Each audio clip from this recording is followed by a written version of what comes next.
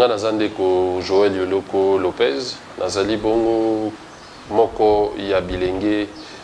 ya lingomba politique lamuka nazali ko kamba bongo coordination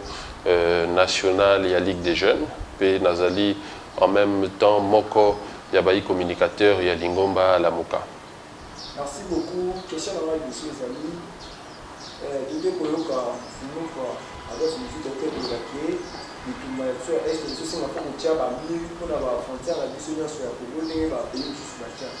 Mais tu vois qu'il paye moins dans le cas, moi c'est bien que les cas qui a le dit, ils allaient lui à mon coup, ils ont l'importance que ils allaient tout vous donner là, moi qui va payer sa valeur pour tiers à 1000 dans la frontière, mais c'est le niveau pour les enfants.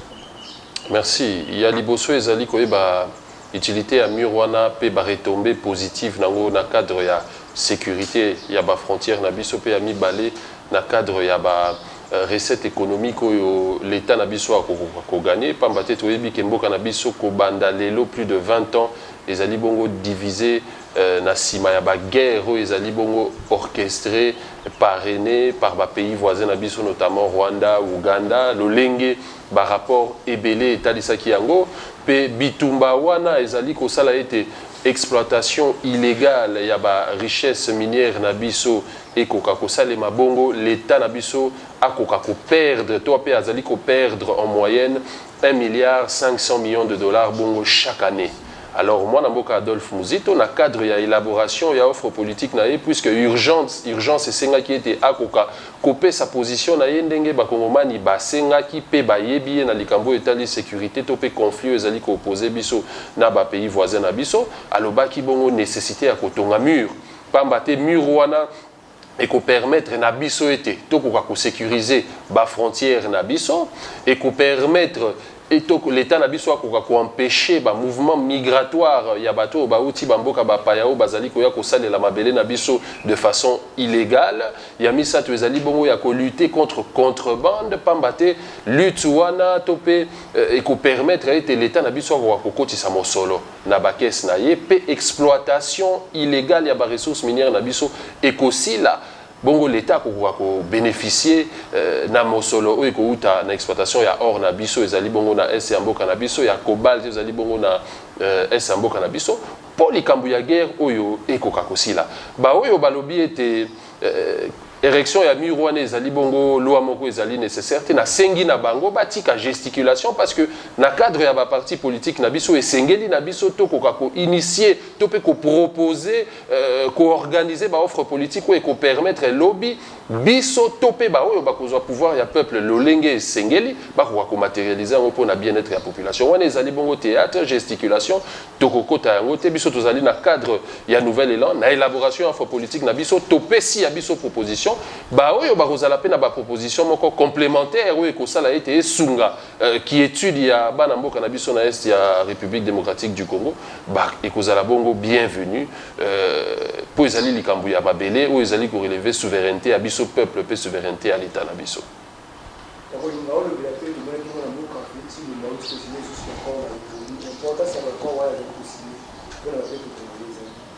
Ba accord wana ezali pambate ko refléter faiblesse ya l'état na biso pe ezali bongo insulte vis-à-vis ya armée congolaise na biso pambate soki to sangisi bongo armée ya bamboka oyo bazali ko composer communauté d'état d'Afrique de l'Est okomona ete ezali inférieur par rapport ya effectif militaire ya FARDC na biso pour na biso bana ya nouvel élan oyo tolobaka ete économie nde ezali ko régir politique to beti c'était gouvernement na biso akoka ko mobiliser ba recette ebele to koka kozala na budget oyo ko permettre biso to financer armée bongo proposition na biso ezalaki bongo outre érection ya mur ezalaki bongo ya ko aligner 50 militaires na frontière na biso na Rwanda ko équiper armée na biso na mosolo et ko permettre akoka ko somba minduki akoka ko financer to pe ba prime ya ba militaire bazali na front bongo to ko sisa likambo ya guerre ezali ko tungisa ba kongomani nyonso lelo plus de 20 ans. Donc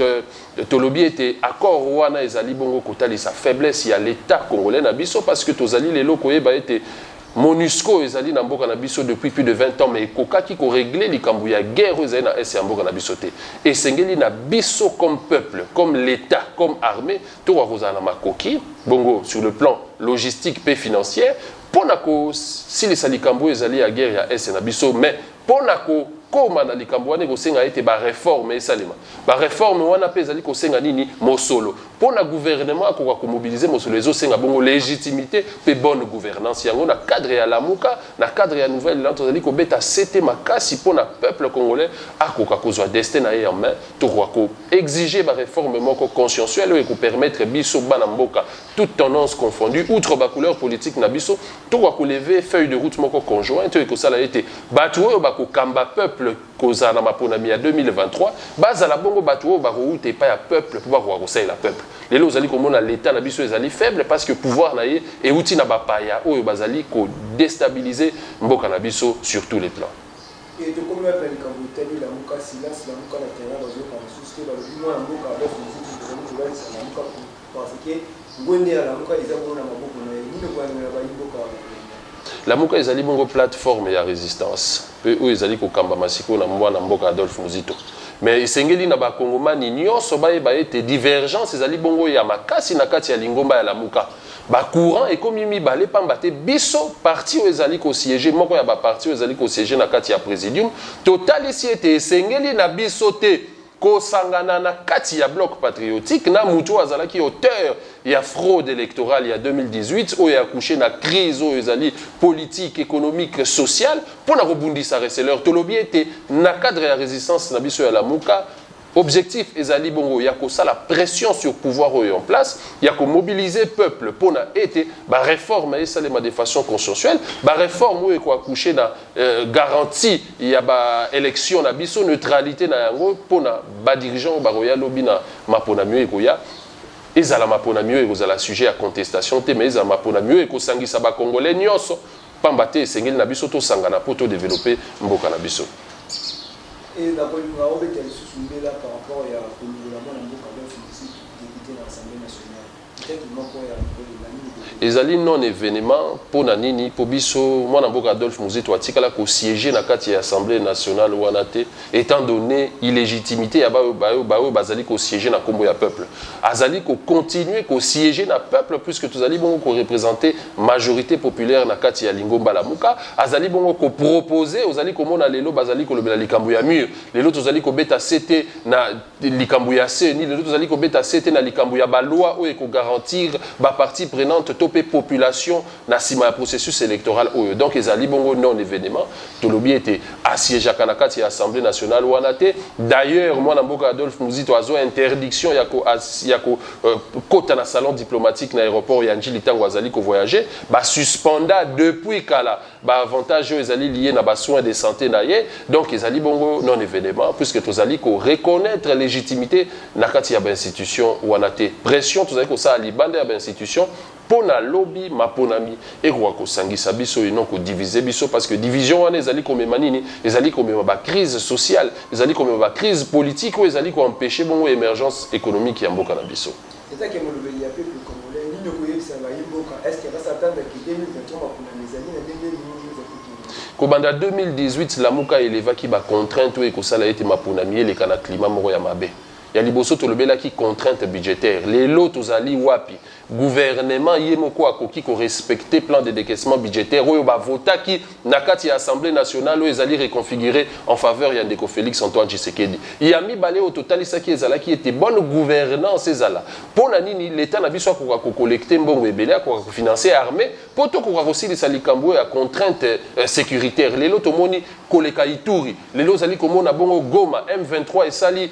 et refaire surface donc ba crise wana nyonso ezali ko senga ete éveil patriotique conscience moko na kati ya bayi politique o bazali na kati ya ba institution pour na to ko sangana to ko sala ba réforme ou ko permettre ete climat à l'approche ya ba élection climat pendant processus électoral pe climat post-électoral ezala bongo climat moko sain.